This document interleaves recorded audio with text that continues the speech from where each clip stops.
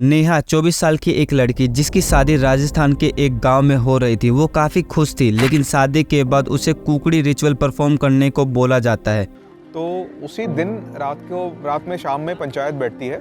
लड़का लड़की को वर्जिनिटी के पास बारे में बात कर उनको लॉज में भेजने की तैयारी करते हैं। इस रिचुअल में दुल्हन की वर्जिनिटी को टेस्ट किया जाता है। लड़के और लड़की को एक रूम में भेजा जाता है एक वाइट बेड शीट के साथ। If you are not able to perform, if that couple is not able to perform, तो ये उनको हेल्प भी पूछते हैं कि दे ऑफर अ हेल्प। तो हेल्प ऐसी है कि they show you, they ask you do you want to watch any kind of a blue film. They provide you medicine, they offer you medicine, लड़का और लड़की दोनों को।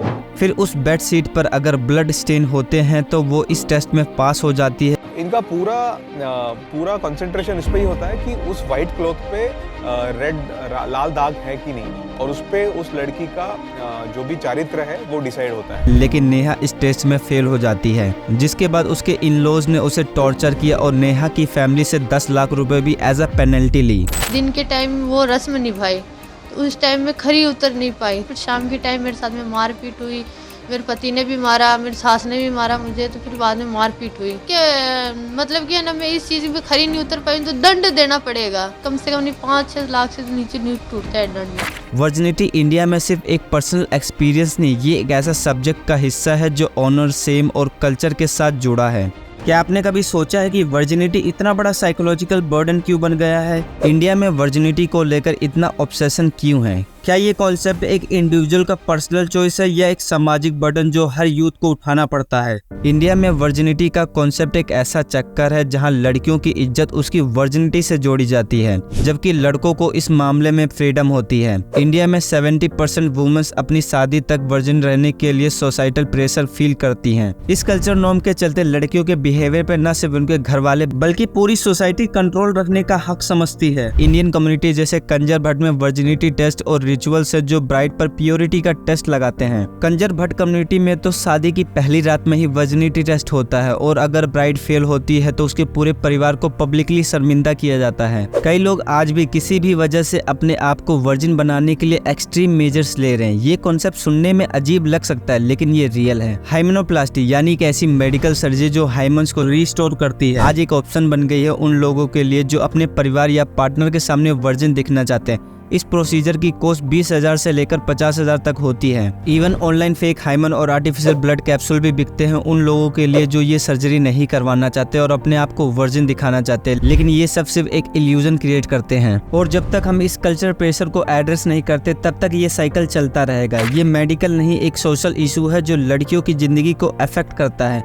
इंडिया में वर्जिनिटी का ऑब्सेशन एक कॉम्प्लेक्स फिनोमेना है। ये सिर्फ एक पर्सनल चॉइस नहीं बल्कि एक सोसाइटल ऑब्सेशन बन चुकी है जो लड़कियों को झूठ और हिपोक्रेसी और स्ट्रेस की तरफ ढकेलती है। समाज में लड़की की इज्जत उसकी वर्जिनिटी से और लड़के की मर्दानगी उसकी एक्सपीरियंस से जुड़ चुकी है। ये डबल स्टैंडर्ड ऐसे हैं जो लड़कियों पे ज्यादातर असर डालती है और उनके खुद के चॉइस को लिमिट कर देती है। आज भी अगर लड़की अपनी वर्जिनिटी लूज करती है तो उसके कैरेक्टर पर क्वेश्चन किया जाता है, पर वहीं लड़का एक्सपीरियंस गेन करता है तो उसके फ्रेंड्स उसको अप्रिशिएट करते हैं। ये कल्चरल बिलीफ मीडिया, बॉलीवुड और पॉप कल्चर में भी रिफ्लेक्ट होता है, जहां लड़कियों को प्योर इनोसेंट दिखाया जाता है और उन्हें वर्जिनिटी के साथ आइडियल पार्टनर की तरह पोर्ट्रे किया जाता है। ये डबल स्टैंडर्ड सिर्फ यूथ के माइंडसेट पे नहीं बल्कि उनके डिसीजन मेकिंग और मेंटल हेल्थ पे भी असर डालता है। अक्सर लड़कियां आती हैं जो सिर्फ इसलिए हाइमेनोप्लास्टी कराती हैं क्योंकि उन्हें डर होता है कि उनके होने वाले पति या सास ससुर उनकी वर्जिनिटी पर सवाल उठाएंगे। ये सर्जरी उनके लिए एक रास्ता है जो उन्हें सोशल पनिशमेंट से बचा सकती है, लेकिन इस तरह के कल्चर प्रेशर को कब तक इग्नोर करते रहेंगे?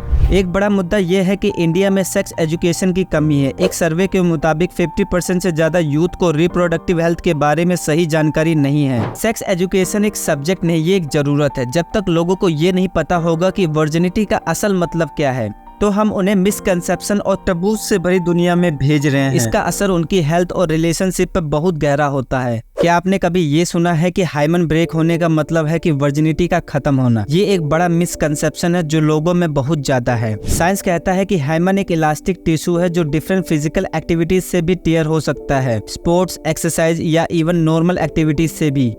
Does everyone bleed when they have sex for the very first time? Absolutely not. The reason why a lot of people think you're going to bleed when you have sex for the very first time is because the hymen is going to break and you're going to lose your virginity. But no, that's not how it works.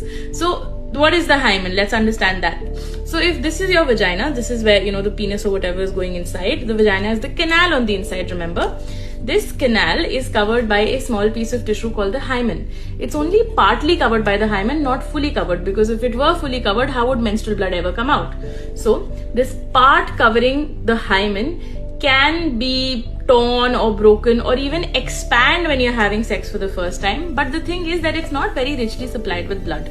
So even if it is tearing, it's not necessary that you bleed when you have sex for the first time. In fact, up to 40% of women say they do not bleed when having sex for the first time. ये एक scientific fact है जो education की कमी की वजह से समाज में बिल्कुल गलत तरह से समझा जाता है। हर लड़की का हाइमन अलग होता है और ब्लीडिंग वर्जिनिटी का प्रूफ नहीं होता। इंडिया एक रिलीजियस कंट्री है जहाँ हर रिलीजन में वर्जिनिटी को प्योरिटी के साथ जोड़ा जाता है, फिर वो हिंदू हो या मुस्लिम या फिर क्रिश्चियन। इसी वजह से हर रिलीजन में एक आइडल वुमन वर्जिन ही मानी जाती है। ये भी एक रीजन है कि लोग इस कॉन्सेप्ट को बहुत वैल्यू देते हैं और शादी के वक्त वर्जिन ब्राइड्स को ही प्रेफरेंस देते हैं। आपने भी सुना ही होगा कि लड़के बोलते हैं कि बीवी तो वर्जिन ही चाहिए, लेकिन ये एक सोशल बिलीफ है। आज की जेनजी जनरेशन जहां हर कोई 3 से 4 रिलेशनशिप रखता है और फिर चाहता है कि उसकी वाइफ या हस्बैंड वर्जिन हो। ये वर्जिनिटी टेस्ट एक बहुत बड़ा सोशल इशू है जिसके अगेंस्ट काफी इनिशिएटिव्स और मूवमेंट्स चल रहे हैं, लेकिन उसका फायदा तभी होगा जब लोगों की वर्जिनिटी को लेकर सोच बदलेगी। आपका इस टॉपिक पर क्या व्यू है हमें कमेंट करके जरूर बताएं। अगर आपको ये वीडियो अच्छी लगे तो वीडियो को लाइक करें और चैनल को सब्सक्राइब करना ना भूलें।